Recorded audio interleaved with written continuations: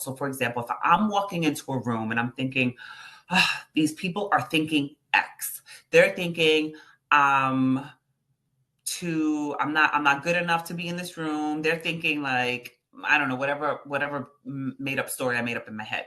Some of it may be true. Some of it may not be true. What I learned was that I may be walking into a room thinking, oh, I'm exhausted. Like, what am I going to say? Let me make sure I say this right. Let me say it.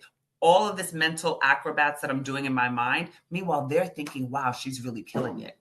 Wow, she really handled that situation pretty good. Or I'm thinking, I'm being extra nice, and they're thinking she's being too aggressive. So I think that I was way too much in my mind instead of asking questions and being curious as to what the possibilities are. And if I would have walked into the room like I do now, thinking, oh, I just want to show you love, right? In my head, I just want to tell me how great you are. Tell me what's going on with you. That changes the entire mood of the room, right? Instead of me thinking, having all this anxiety, I'm walking in with that anxiety. Even if on the outside, I'm like confident or people think whatever, that anxiety is still showing up with my energy. Give me 2 examples. You had to have it. Yeah, well, I'll give you an example of a boss that, like I said, I don't think I had leaders that really supported me.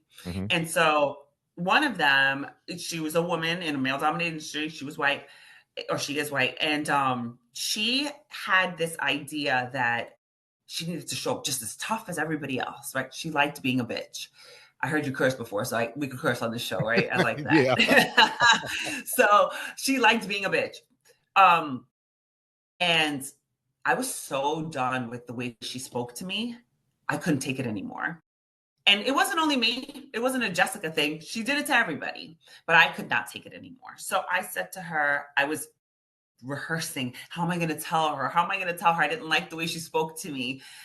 Finally, I have the courage. I tell her, hey, remember when you said XYZ? I really don't like the way that came out and whatever it was. And she was like, what? I'm concerned that you don't know when I'm joking. And I'm like, this bitch is crazy.